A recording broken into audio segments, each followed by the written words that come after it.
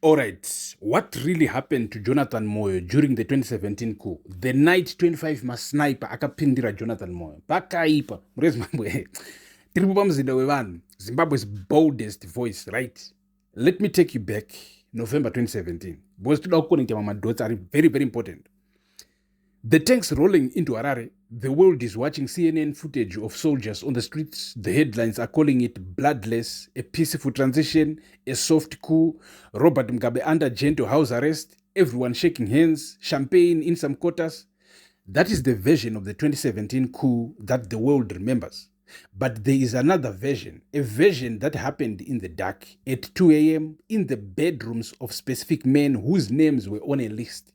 A version involving semi-automatic weapons, stun grenades, snipers, and children hiding under beds while bullets came through the walls. Right. Pano pamzinda wevanhu. Zvaizvezvi zvimhuri yeZimbabwe. People.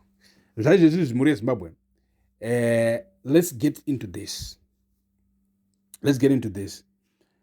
So, what really happened to Professor Jonathan Moyo during the 2017 coup? And by the end, you will understand why he says to this day that it was anything but bloodless.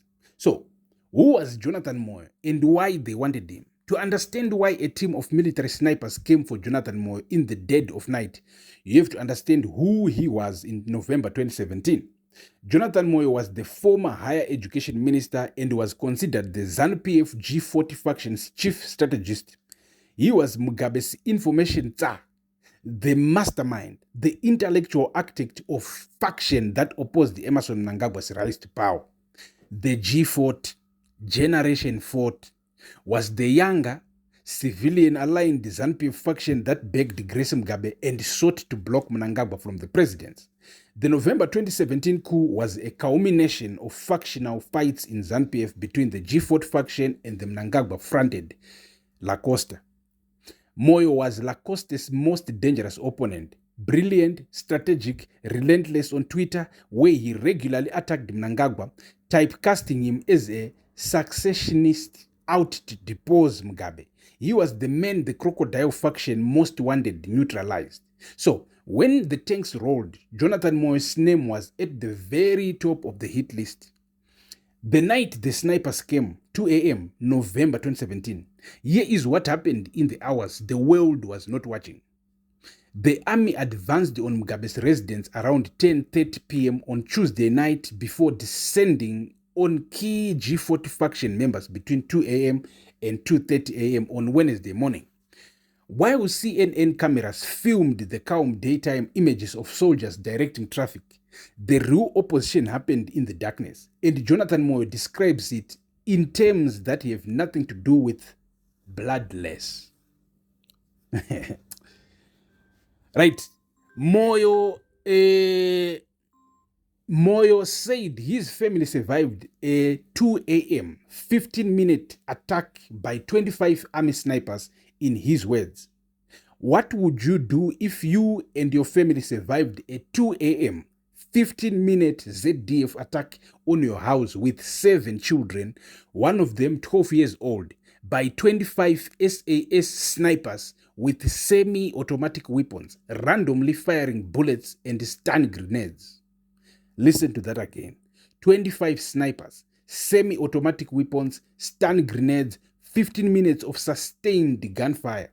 A house containing 7 children, one of them 12 years old. This was not an arrest operation. You do not send 25 SAS snipers with semi-automatic weapons to peacefully detain a cabinet minister. This was something else entirely. And his close ally, Xavier Kasukwere, endured the same thing on the same night. At exactly 2:15 hours, there was a huge bang at Kasukwere's gate, and for the next 15 minutes, there was a deafening gunfire attack. He escaped death by a whisker as armed military men unleashed 113 rounds of live bullets onto his house. The military also fired shots at a nearby Zesa electricity booster to cut off power from his house. 113 rounds into one house with families inside, and then they shot out the power supply. That is the bloodless coup the world celebrated. The Great Escape, 19 hours to the border, somehow, and Moyo has never fully detailed how. He and his family survived the assault and then began one of the most dramatic escape stories in modern African political history.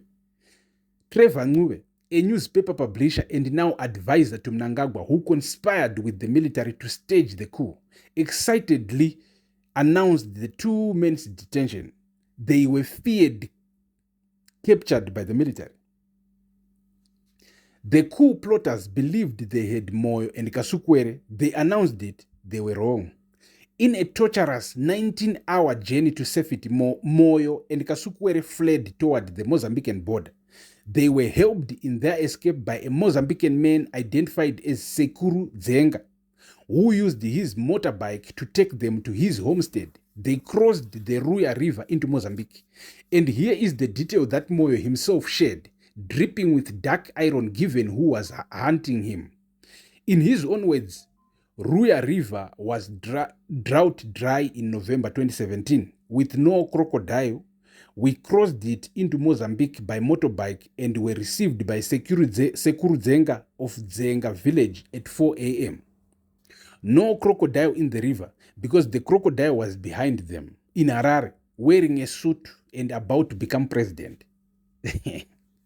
Right, a river crossing at 4 a.m.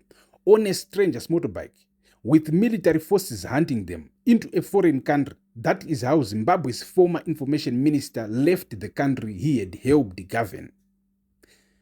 The lie of bloodless, Moyo's enduring accusation. Here is the part that matters most for Zimbabwe's historical record, because the official narrative maintained to this day is that the 2017 coup was peaceful. Moyo's assertions are in direct conflict with statements from President Mnangagwa, Vice President Chiwenga, and military top brass who maintain the coup was bloodless. Moyo has consistently maintained that a number of people died during the transition period. The gruesome attack on Kasukwere's home and family has never been investigated to this day. Think about that.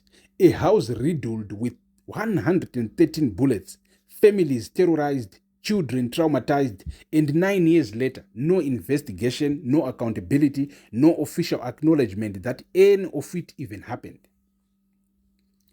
Moyo says he and the G40 were not outsmarted by Mnangagwa and his crocodile gang. They were outgunned, literally. When civilian politics failed the Lacoste faction, the barrel of the gun was their final card, and they played it. Why this story matters right now, family? Why are we telling this story in 2026? Because history is rhyming. The military that came for Jonathan Moyo in 2017, the JOC, the Joint Operations Command, the snipers, the tanks, was commanded by Constantino Chiwenga.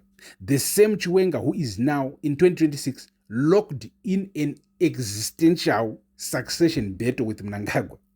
The same military establishment that put Mnangagwa in power is now reportedly drawing lines in the sand against him. 5 years on, Moyo, Kasukwere, and Patrick Joao remain in exile. I mean, it's not 5 years. It's 9 years. They watched from a distance as the men who outgunned them, the crocodile, consolidated power, won disputed elections, and launched his own bid to stay beyond his constitutional limit. And now, the same gun that removed Mugabe and scattered G40 may be turning toward the men who wielded it. The lesson of November 2017 is brutally simple. In Zimbabwe, the people who live by the barrel of the gun must always watch who is holding it next. Jonathan Moyo learned that lesson at 2 a.m. with 25 snipers at his door. Mnangagwa may be about to learn it too. Zimbabwe, subscribe pamzinda wevano. Do you believe the 2017 coup was bloodless? Was Jonathan Moyo a victim or a player who got outplayed? Drop your take in the comments. Like, share, and support independent journalism through Join and Super Thanks Oro Stars on Facebook. History is rhyming. Zimbabwe, stay watching. Ndini wenyu Supergalo, pamzinda wevanhu. Peace.